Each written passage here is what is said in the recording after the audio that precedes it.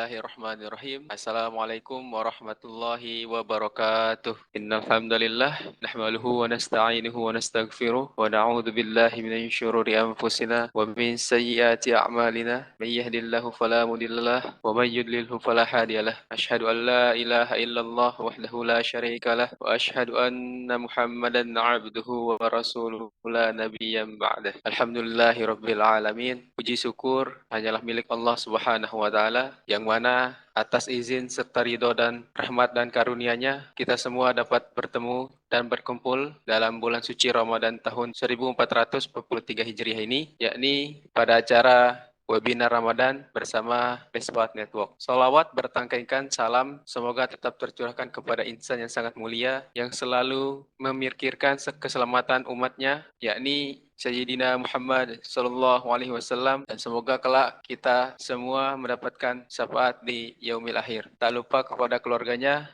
sahabat, tabi'in dan tabiatnya, serta sampai kepada kita selaku umatnya yang selalu mengharapkan pertolongan dan syafaat darinya. Amin ya rabbal alamin. Pada pertemuan kali ini di episode 4 webinar Ramadan 1443 Hijriah, materi yang akan disampaikan adalah tentang transport layer service yang nantinya akan disampaikan oleh Ananda Haji Ar-Rasyid. Sebelum kita memasuki materi, alangkah baiknya kita terlebih dahulu berdoa agar kegiatan yang kita lakukan pada pagi hari ini senantiasa diridhoi dan dilancarkan oleh Allah Subhanahu wa taala. Dan untuk pembacaan doa akan disampaikan oleh Ananda dan di Gustiawan. Waktu dan tempatnya saya persilahkan. Bismillahirrahmanirrahim. Assalamualaikum warahmatullahi wabarakatuh. Sebelum mulai acara, marilah kita berdoa ya. Semoga acara ini dilancarkan. Sebelumnya kita beristighfar bersama-sama. Semoga semua dosa-dosa kita yang sebelum-sebelumnya terampuni oleh Allah Subhanahu wa taala. Seraya merangkat kedua tangan sebagai tunjukkan kita bahwa hamba yang penuh dengan dosa. Bismillahirrahmanirrahim. Astagfirullahaladzim, astagfirullahaladzim, astagfirullahaladzim, alladzi la ilaha illa huwal hayyul qayyum wa atubu ilaih.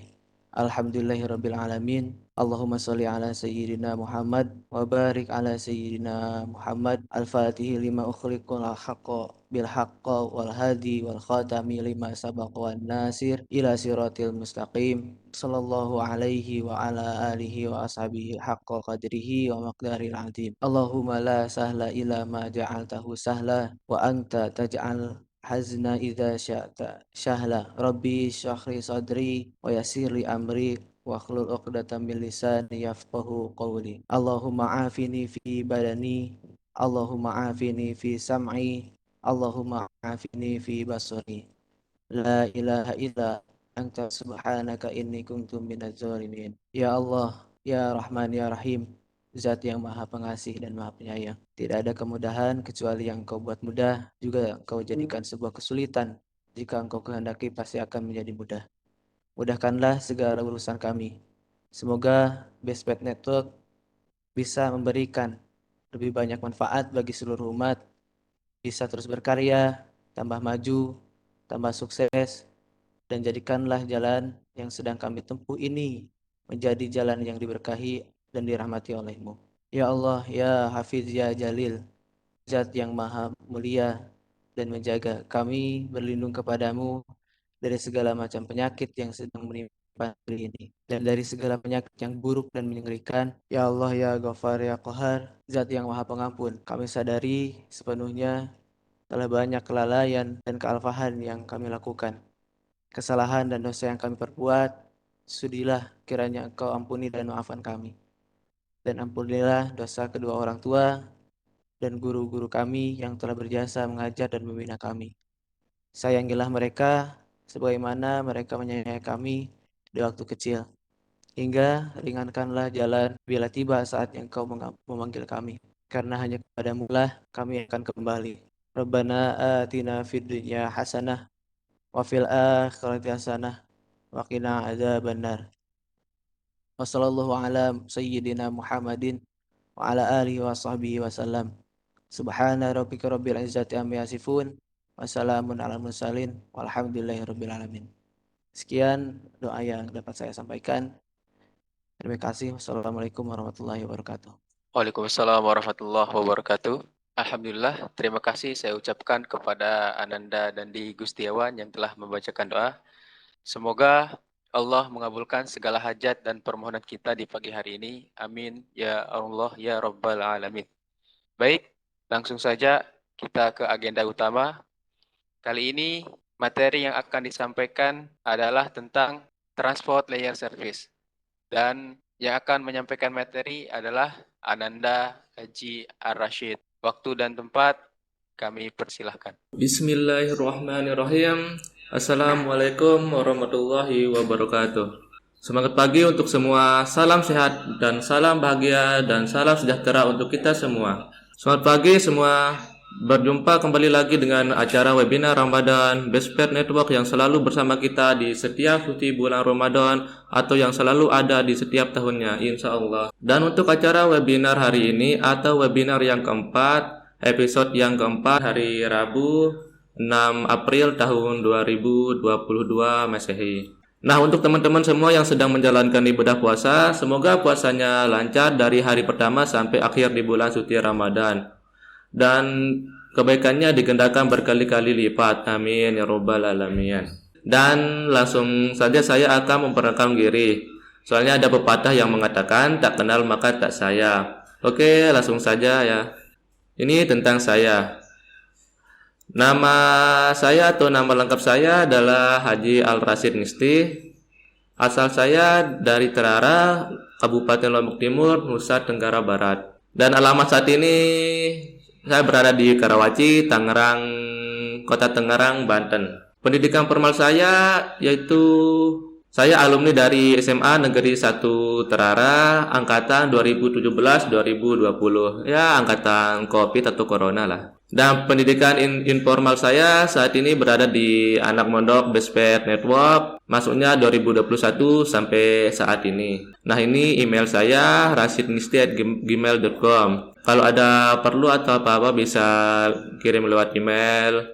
Atau juga ini ada sosmed saya, ada Facebook, Telegram. Silakan hubungi kalau ada perlu ya. Nah, langsung saja selanjutnya materi yang akan saya bawakan yaitu transport layer service. Nah, jadi teman-teman, apakah kalian tahu apa itu transport layer service? Bagi teman-teman yang belum tahu, sekarang saya akan menjelaskan apa itu transport layer service. Jadi, transport layer adalah lapisan keempat dari model referensi jaringan OSI. Jadi di dalam OSI itu tersebut memiliki 7 lapisan.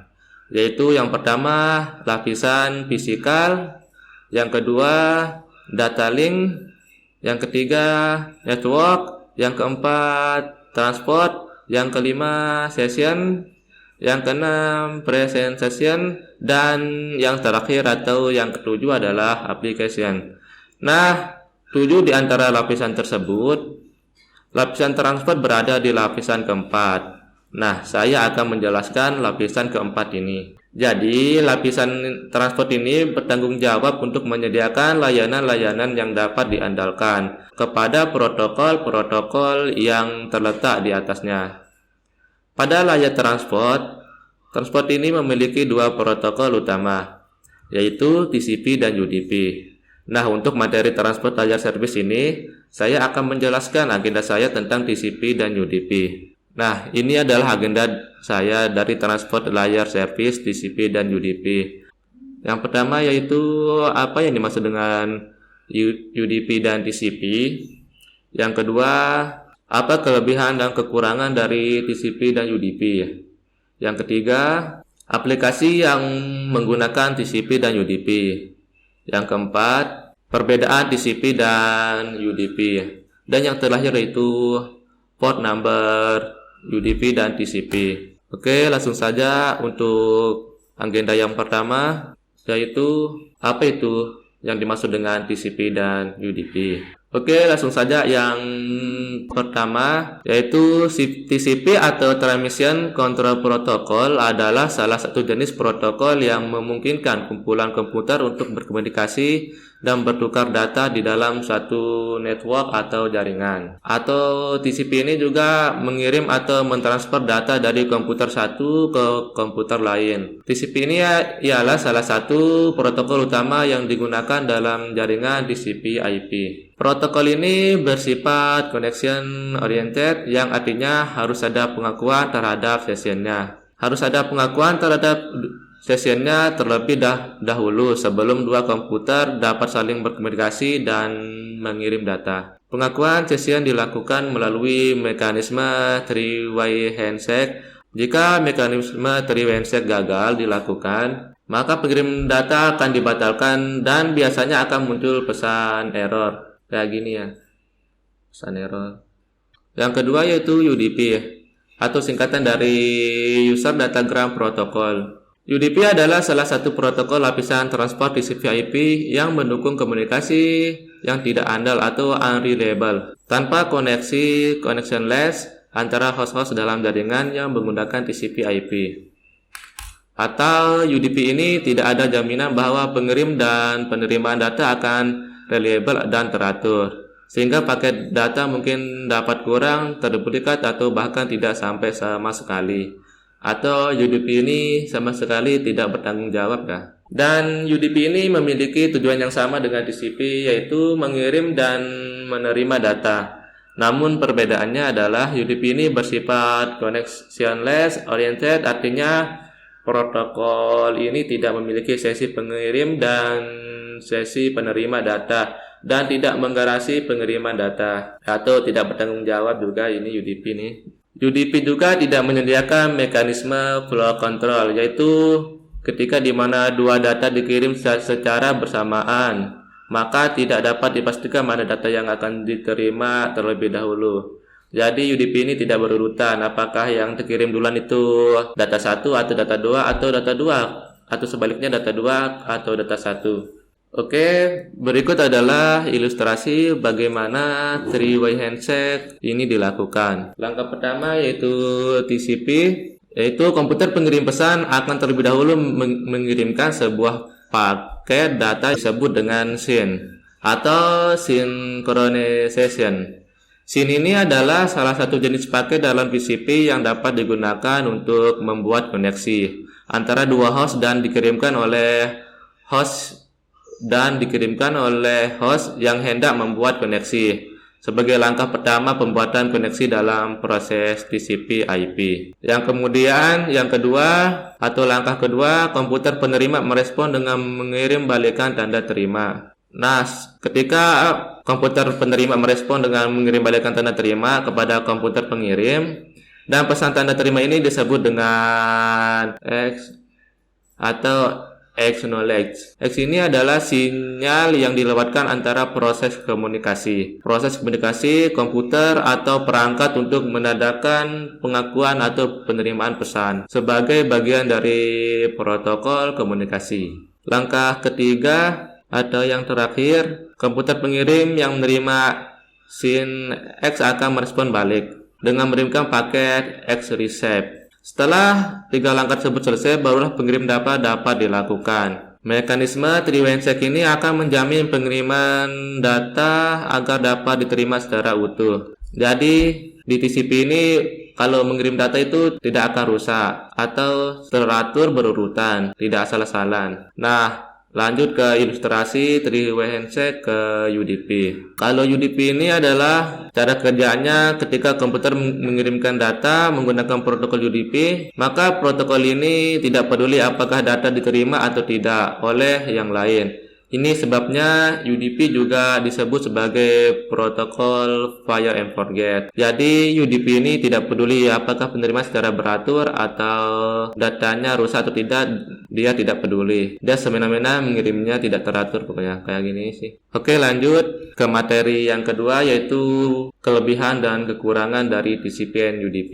Yang pertama yaitu kelebihan dari TCP. Kelebihan dari TCP yang pertama yaitu cocok untuk berbagai macam jaringan. Yang kedua, TCP ini mengidentifikasi secara unik device yang lain di seluruh jaringan. Yang ketiga, protokol level tinggi yang distandarkan untuk konsistensi, sehingga menyediakan service user yang luas. TCP juga adalah protokol yang bisa diarahkan. Artinya, ia bisa mengirimkan datagram melalui rute-rute yang telah ditentukan atau telah diatur sebelumnya. Hal ini dapat mengurangi kepadatan lalu lintas pada jaringan, serta dapat membantu jika jaringan mengalami kegagalan. TCP/IP dapat mengarahkan data melalui jalur lain. TCP ini juga bersifat open platform atau independen, yaitu tidak terikat oleh jenis perangkat apapun, seperti perangkat keras atau perangkat lunak tertentu. Dan TCP ini menggunakan skema penyelamatan yang umum.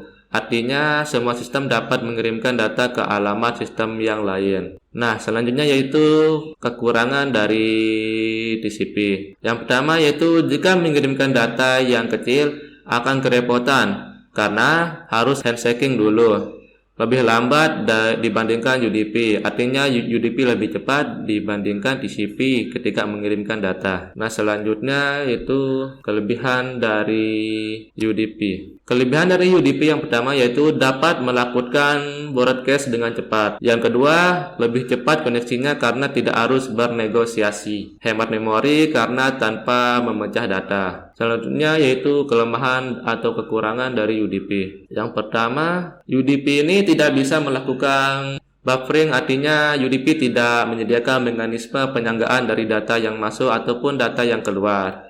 Tugas buffering ini merupakan tugas yang harus diimplementasikan oleh protokol lapisan aplikasi yang berjalan di atas UDP. Yang kedua, UDP ini tidak bisa mengirim data yang besar karena data tidak bisa dipecah. Artinya UDP tidak menyediakan mekanisme segmentasi data yang besar ke dalam segmen-segmen data, seperti yang terjadi dalam protokol TCP. Karena itulah, protokol lapisan aplikasi yang berjalan di atas UDP harus mengirimkan data yang berukuran kecil, tidak lebih besar dari nilai maksimum transfer unitnya, yang dimiliki oleh sebuah antarmuka di mana data tersebut dikirim. Karena jika ukuran paket data yang dikirim lebih besar dibandingkan nilai unitnya, paket data yang dikirimkan bisa saja terpecah menjadi beberapa fragmen yang akhirnya tidak jadi terkirim dengan benar, sehingga nanti datanya akan korup atau rusak. Yang ketiga, UDP ini tidak menyediakan mekanisme flow control. Oke, selanjutnya materi yang ketiga yaitu aplikasi yang menggunakan TCP/IP atau aplikasi yang menggunakan TCP dan UDP. Yang pertama, World Wide Web. Aplikasi ini pada prinsipnya mirip dengan aplikasi Gopher, yakni penyediaan database yang dapat diakses tidak hanya berupa teks, namun dapat berupa gambar atau image, suara, video. Penyajiannya pun dapat dilakukan secara live. Dengan demikian, jenis informasi yang dapat disediakan sangat banyak dan dapat dibuat dengan tampilan yang lebih menarik. Hal ini dimungkinkan karena web menggunakan teknologi hypertext. Karena itu, protokol yang digunakan untuk aplikasi ini dikenal dengan nama Hypertext Transfer Protocol atau HTTP. Yang kedua yaitu RC.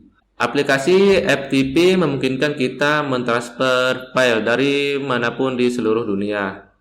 Hal itu dengan anggapan bahwa kita telah mengetahui lokasi di mana file yang kita cari berada. Namun, jika kita belum mengetahui di mana file yang kita cari berada, kita memerlukan aplikasi untuk membantu kita mencari di mana file tersebut berada, yaitu menggunakan RC atau FTP. Yang ketiga yaitu Wide Area Information Service atau WISE.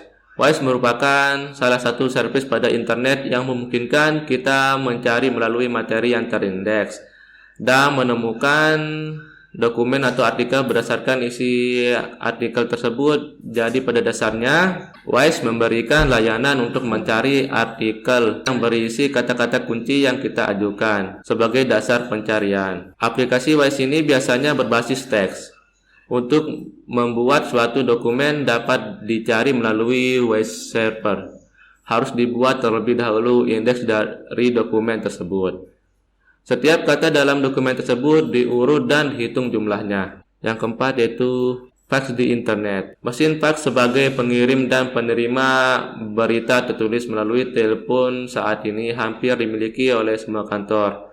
Jadi fax ini kebanyakan atau dimiliki oleh orang-orang kantor ya. Melalui gateway internet fax, pengiriman fax dapat dilakukan melalui email. Gateway akan menerjemahkan pesan email tersebut dan menghubungi mesin fax tujuan melalui jalur telepon secara otomatis. Tentu saja akses ini terbatas atau private. Selanjutnya saya akan menjelaskan aplikasi yang menggunakan UDP. Yang pertama yaitu DNS atau Domain Name System. DNS adalah sebuah sistem yang bertugas menyimpan semua informasi data domain dalam jaringan. Dengan adanya DNS, domain atau host-name yang ada akan ditranslate dan diterjemahkan dalam alamat IP sehingga dapat diakses. Yang kedua yaitu SNMP.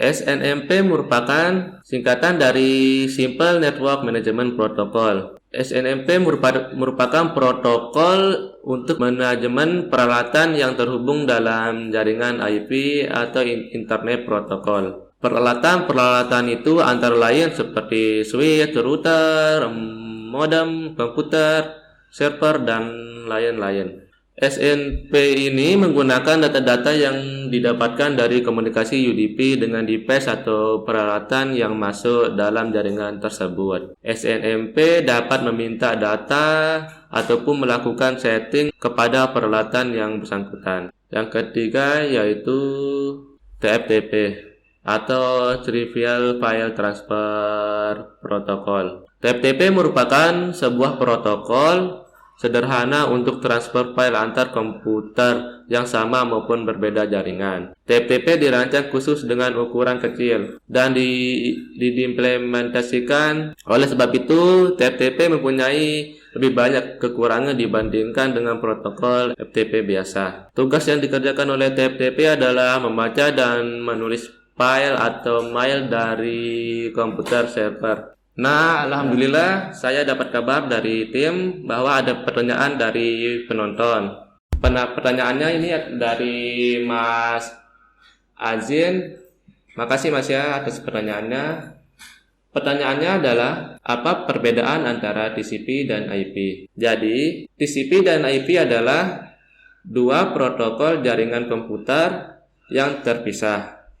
IP merupakan penyedia yang memiliki bagian untuk memperoleh alamat tujuan pengiriman data. TCP bertanggung jawab untuk pengiriman data setelah alamat IP ditemukan. Untuk jawabannya gitu singkat Mas. Oke, lanjut saja materi seterusnya yaitu yang keempat, aplikasi yang menggunakan UDP. Yang keempat yaitu Sun RPC yang berada di port 111. Sun RPC adalah sistem panggilan prosedur jarak jauh. Sun RPC ini adalah sebuah port jaringan yang digunakan untuk Network File System atau NFS dan NIS Network Information atau NIS atau RPC yang lainnya, dan aplikasi ini sangat baik penggunaannya pada UDP daripada TCP. Aplikasi ini terdapat pada port 111. Jadi jaringan ini hanya terdapat pada port 111. Jika apel atau informasi yang ingin disampaikan menggunakan Sun RPC, maka port yang digunakan ialah port 111. Oke, selanjutnya materi yang keempat yaitu perbedaan antara TCP dan UDP. Yang pertama yaitu dari TCP. TCP ini bersifat reliable atau artinya dapat diandalkan. Jika sambungan terputus ketika mengirim sebuah pesan, maka server akan meminta bagian yang hilang. Jadi tidak akan terjadi data yang korup ketika mentransfer sebuah data. Nah, sedangkan UDP ini bersifat not reliable atau tidak dapat diandalkan. Jika mengirimkan suatu pesan atau data, kita tidak akan tahu apakah sudah terkirim atau belum dan apakah sebagian dari pesan tersebut hilang atau tidak ketika proses pengiriman.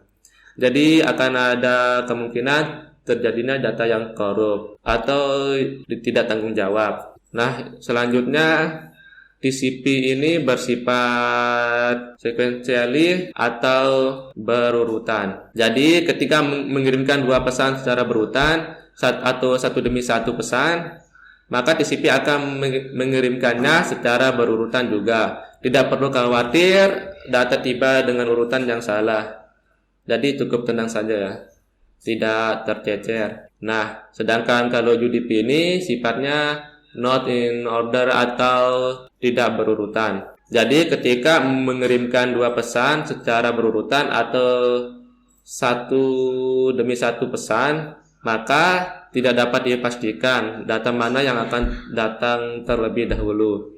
Apakah data 1 atau 2 atau sebaliknya data 2 atau 1. Jadi UDP ini ketika mengirimkan data tidak secara berurutan ya. Yang ketiga yaitu dari TCP bersifat connection oriented yang artinya berorientasi sambungan. Sebelum data dapat ditransmisikan antara dua host, dua proses yang berjalan pada lapisan aplikasi harus melakukan negosiasi terlebih dahulu untuk membuat sesi koneksi, dan koneksi tersebut atau koneksi TCP ditutup dengan menggunakan proses terminasi koneksi TCP atau TCP connection termination. Dari UDP ini bersifat connectionless, artinya tanpa koneksi. Pesan-pesan UDP akan dikirimkan tanpa harus dilakukan proses negosiasi koneksi antara dua host yang hendak bertukar informasi.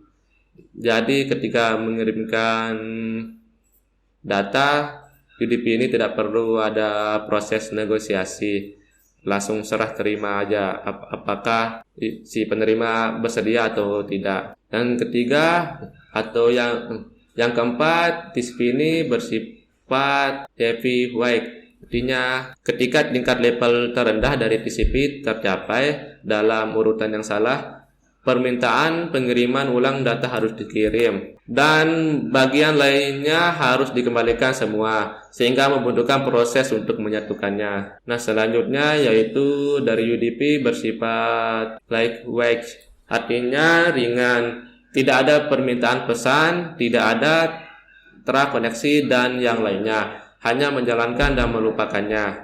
Ini berarti itu jauh lebih cepat dan kartu jaringan atau OS-nya hanya melakukan sedikit pekerjaan untuk menerjemahkan kembali data dari paket. Selanjutnya TCP ini bersifat streaming. Streaming data atau paket dibaca sebagai satu alur data tanpa mengetahui batas setiap data berakhir dan data yang lain mulai.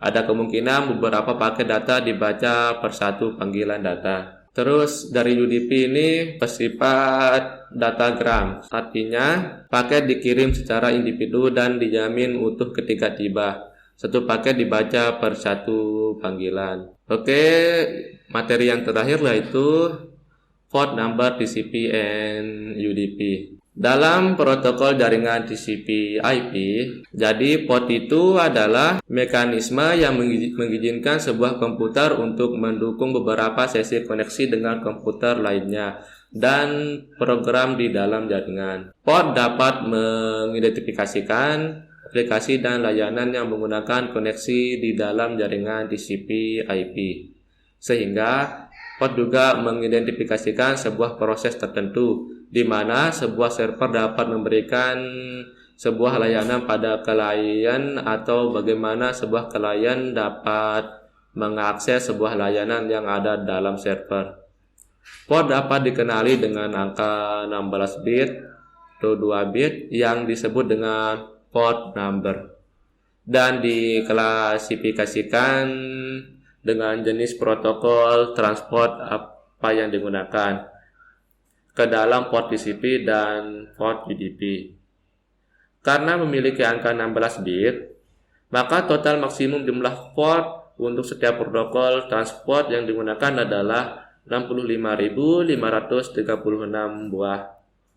Dan port UDP dan TCP ini dibagi menjadi 3 jenis, yakni sebagai berikut. Yang pertama yaitu well-known port, yang pada awalnya berkisar antara 0 hingga 255, tapi kemudian diperlebar untuk mendukung antara 0 hingga 1023. Port number yang termasuk ke dalam well-known port selalu mempresentasikan layanan jaringan yang sama dan ditetapkan oleh Internet Assigned Number Authority atau IANA. Beberapa di antara port-port yang berada di dalam rank well-known port masih belum ditetapkan dan direservasikan untuk digunakan oleh layanan yang bakal ada pada masa depan. Berarti yang kedua yaitu registered port. Registered port ini artinya port-port yang digunakan oleh vendor-vendor komputer atau jaringan yang berbeda untuk mendukung aplikasi dan sistem operasi yang mereka buat. Registered port juga diketahui dan didaftarkan oleh IANA tapi tidak dialokasikan secara permanen, sehingga vendor lainnya dapat menggunakan port number yang sama. Rank register port ini berkisar dari 1024 hingga 49.151. Yang ketiga yaitu Dynamic Assigned Port, merupakan port-port yang ditetapkan oleh sistem operasi atau aplikasi yang digunakan untuk melayani request dari pengguna sesuai dengan kebutuhan. Dynamic Assigned Port ini berkisar dari 1024 hingga 65.536 dan dapat digunakan atau dilepaskan sesuai kebutuhan. Nah, sekarang saya akan memberikan contoh port-port yang banyak digunakan atau sering digunakan. Port yang banyak digunakan adalah port yang termasuk ke dalam well-known port. Berikut ini adalah contohnya. Yang pertama dari port number TCP. Number port yaitu 20 dan 21. Aplikasinya yaitu FTP, singkatan dari File Transfer Protocol. FTP adalah sebuah protokol internet yang berjalan di dalam lapisan aplikasi, yang merupakan standar untuk pentransferan berkas atau file komputer antar mesin-mesin dalam sebuah internet network. FTP merupakan salah satu protokol internet yang paling awal dikembangkan dan masih digunakan hingga saat ini untuk melakukan pengunduhan atau download dan pengunggahan atau upload berkas-berkas komputer antara klien FTP dan server FTP. Yang kedua yaitu SSH. SSH ini berada di port 22. SSH ini menggunakan kriptografi kunci publik untuk mengotentikasi komputer remote dan biarkan komputer remote untuk mengotentikasi pengguna. Jika perlu, SSH biasanya digunakan untuk login ke mesin remote dan mengeksekusi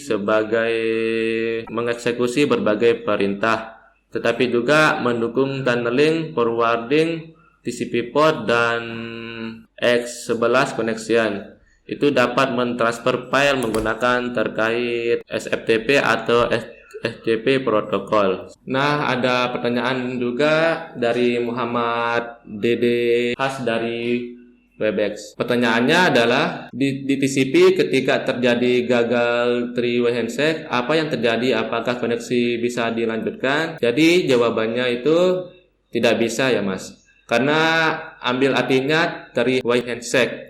Three-way handshake itu adalah pembuatan koneksi.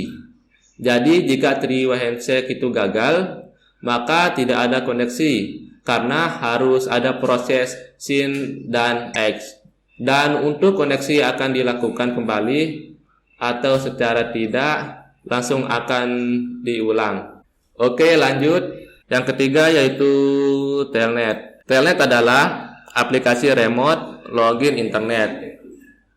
Telnet digunakan untuk login ke komputer lain di internet dan mengakses berbagai macam pelayanan umum.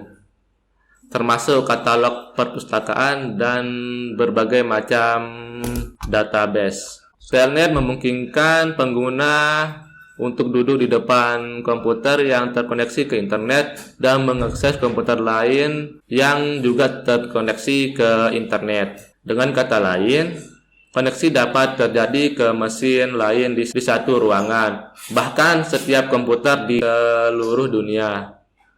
Setelah terkoneksi, input yang diberikan pada keyboard akan mengontrol langsung ke remote komputer tadi. Akan dapat diakses pelayanan apapun yang disediakan oleh remote mesin dan hasilnya ditampilkan pada terminal lokal.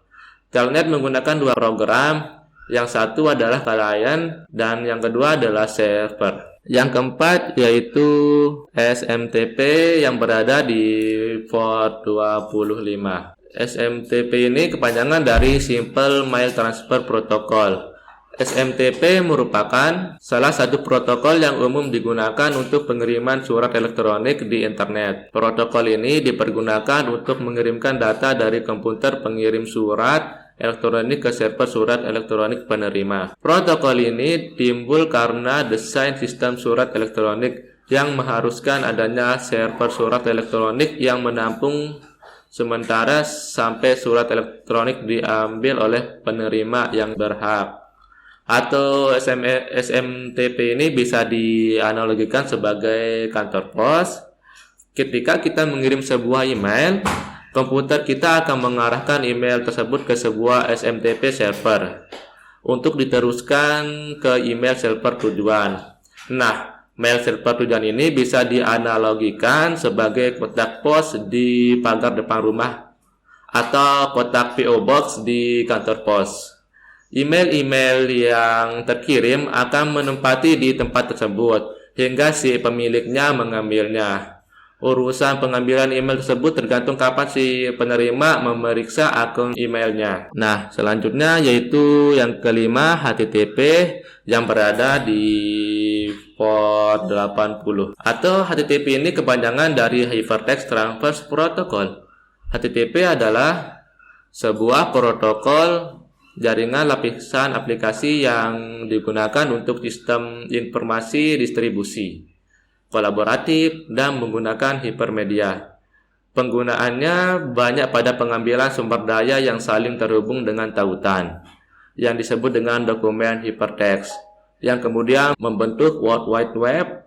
HTTP tidaklah terbatas untuk penggunaan dengan TCP/IP. Meskipun HTTP merupakan salah satu protokol aplikasi TCP/IP paling populer melalui internet. Nah, yang terakhir dari port number TCP yaitu HTTPS yang berada di port 443. HTTPS ini kepanjangan dari Hypertext Transfer Protocol Secure. HTTPS ini memiliki pengertian yang sama dengan HTTP. Hanya saja, HTTPS ini memiliki kelebihan fungsi di bidang keamanan. HTTPS juga mampu dalam menjaga kerahasiaan data dan integritas data. Selanjutnya yaitu port number dari UDP.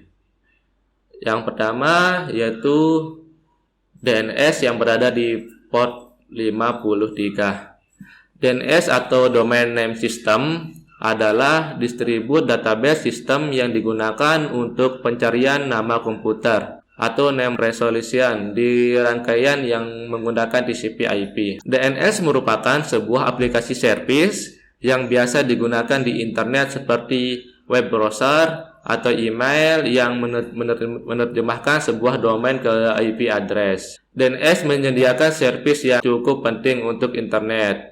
Bila mana perangkat keras komputer dan jaringan bekerja dengan alamat IP untuk mengerjakan tugas seperti pengalaman dan routing. Manusia pada umumnya lebih memilih untuk menggunakan nama host dan nama domain. Contohnya adalah menunjukkan sumber universal atau URL dan alamat email. Selanjutnya yaitu DHCP. DHCP ini berada di port 67 dan 68. DHCP kepanjangan dari Dynamic Host Configuration Protocol yang dipakai untuk memudahkan pengalokasian alamat IP dalam satu jaringan. Yang ketiga yaitu selanjutnya port number 123 yaitu NTP. NTP kepanjangan dari Network Time Protocol atau protokol yang digunakan untuk melakukan sinkronisasi terhadap penunjuk waktu dalam sebuah sistem komputer dan jaringan.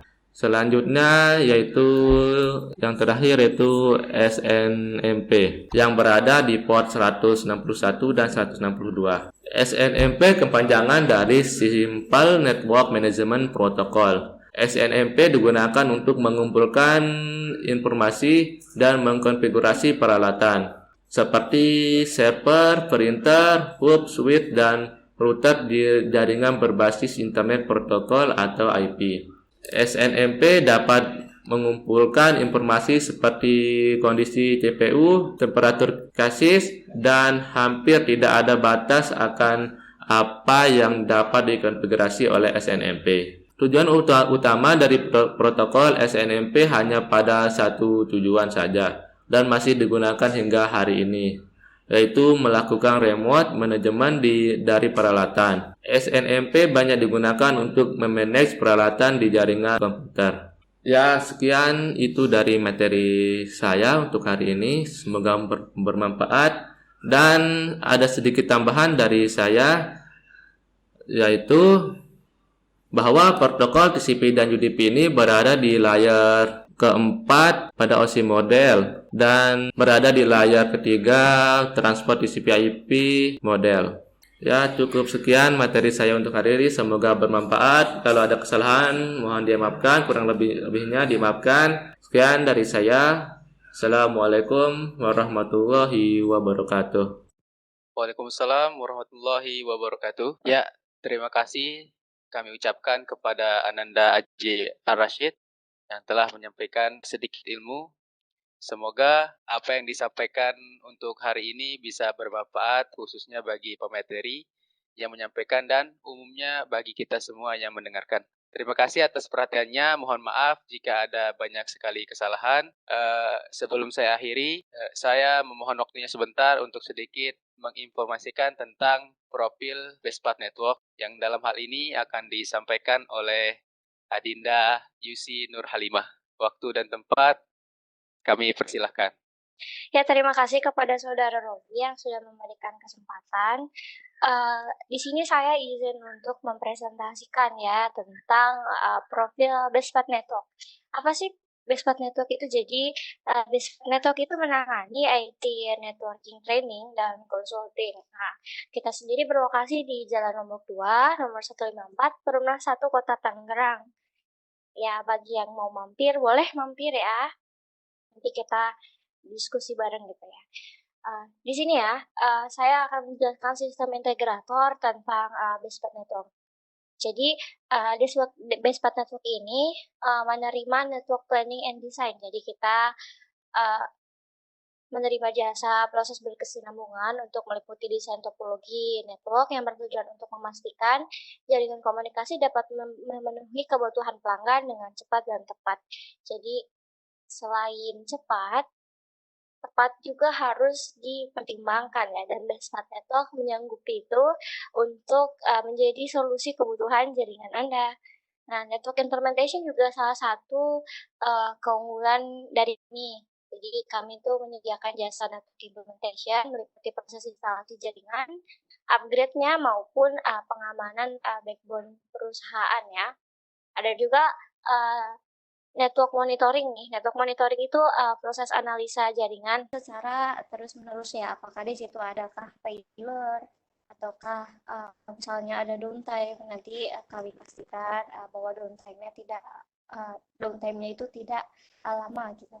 Nah, kemudian ada network maintenance yang kami tawarkan juga, terdiri dari kontrak permasalahan, call base, ataupun kontrak tahunan meliputi pengecekan device dengan troubleshooting. Jadi kami juga menerima per project ya, atau misalnya membutuhkan kontrak tahunan seperti pengecekan perangkat yang rutin per tahunnya, atau misalnya kebutuhan untuk training tahunan, Nah, Bestplat Network menerima barangkali ada di sini ada partisipan yang berminat gitu ya. Kemudian ada juga in-house training. Nah, kita juga mengadakan training nih untuk karyawan supaya nanti karyawan kita diharapkan untuk upgrade skill ya dengan cara mengikuti in-house training ini.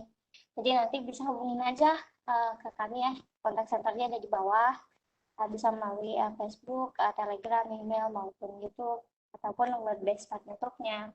Kemudian ada juga network assessment, kita membantu ya metode assessment yang dimana metode assessment itu kan sangat diperlukan ya agar kita tahu cara mengenai kondisi jaringan kita, termasuk di dalamnya juga identifikasi ada masalahnya, risiko dan cara memperbaikinya.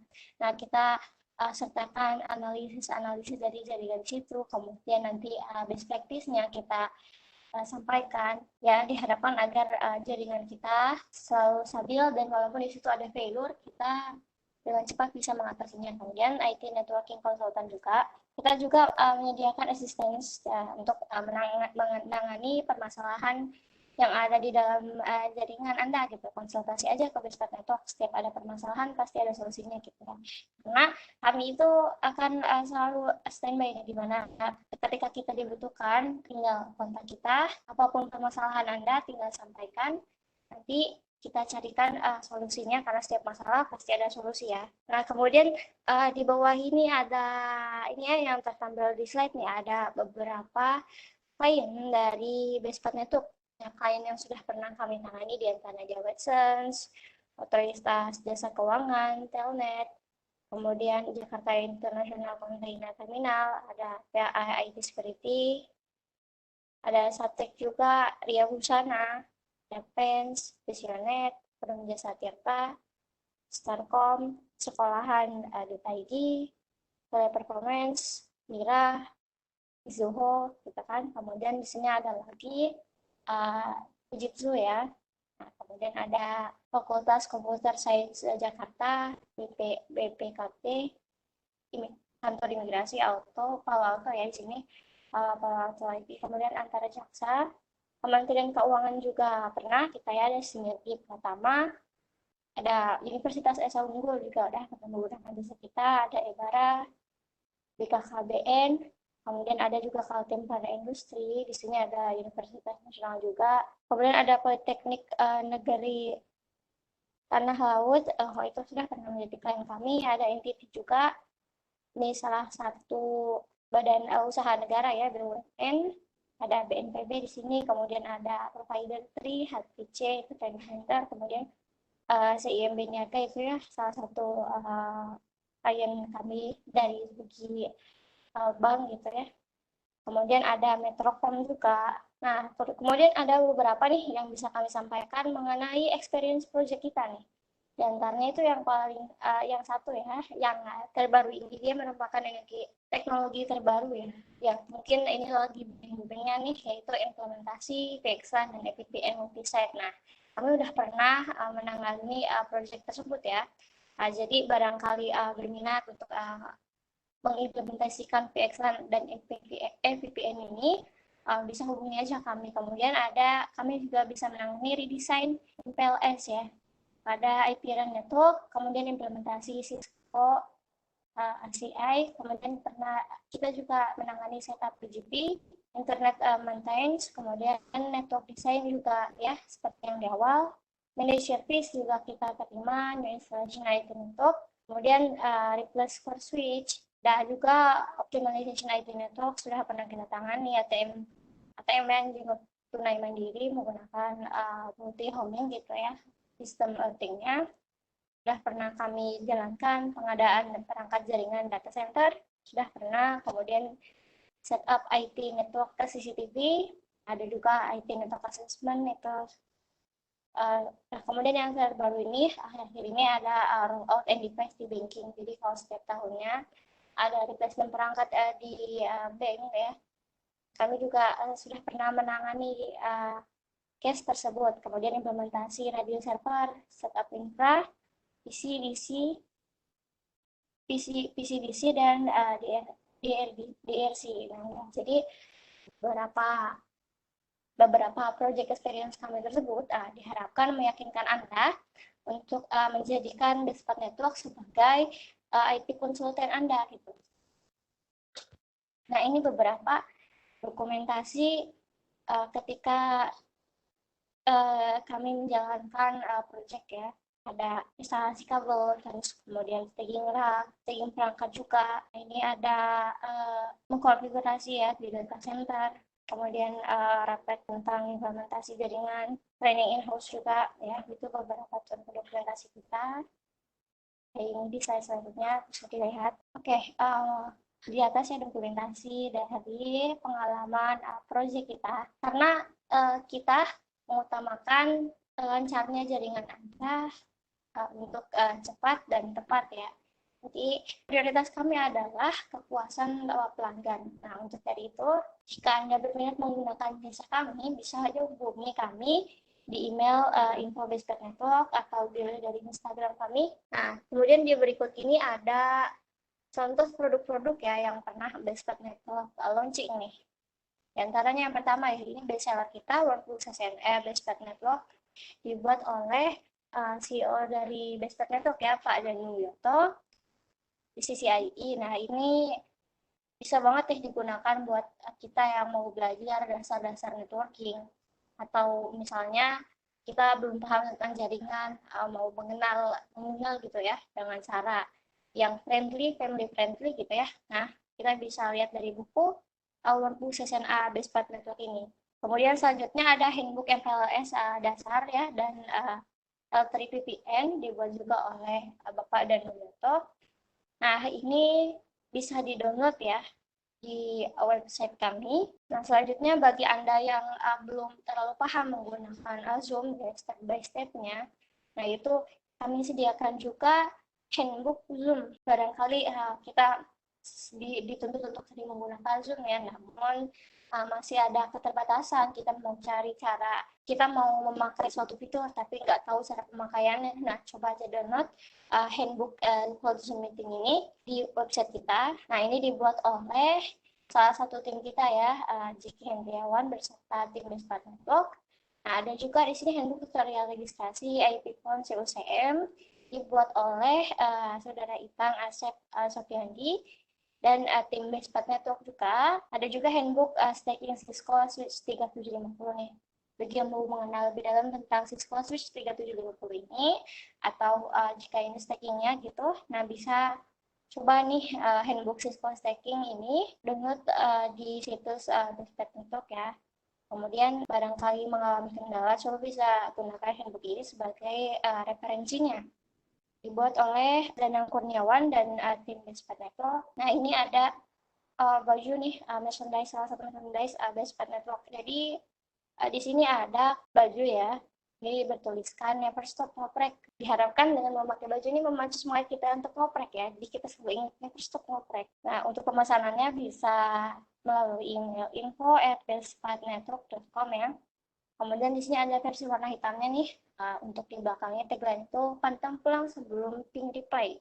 Karena ping reply itu kan kebanggaan ya, makanya kita harus tuntas semua dengan sesuatu agar ping kita reply. Nah, diharapkan baju ini juga memicu semangat kita nih. Nah, ini baju ini tersedia dalam ukuran pendek dan ukuran lengan panjang. Nah, ukurannya mulai dari S, M, L, XL, dan XL.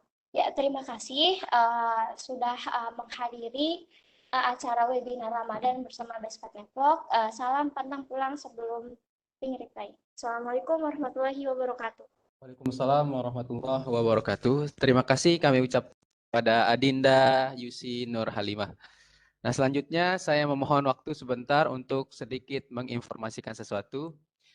Menyusul materi pada hari pertama dan melihat banyaknya antusiasme dari audiens dalam mempelajari lebih lanjut tentang materi VXLAN, kami dari pihak BPN berencana untuk membuat sesi khusus di mana dalam sesi tersebut kita akan membahas tuntas lab tentang VXLAN baik unicast, multicast, dan FVVN. Nah, bagi rekan-rekan yang berminat untuk gabung dalam pembahasan labnya, kami berencana untuk mengadakan sesi khusus dengan deskripsi sebagai berikut, yaitu dengan pemateri Bapak Muhammad Danu Wiyoto, topik labnya tentang VXLAN, Unicast, Multicast, dan FVVN. Nah, untuk informasi lebih lanjut, kami akan share di grup Telegram IT Network. Dan kami ucapkan terima kasih atas partisipasi Anda. Mohon maaf jika banyak ada kesalahan. Terima kasih. Salam pantang pulang sebelum reply. Assalamualaikum warahmatullahi wabarakatuh.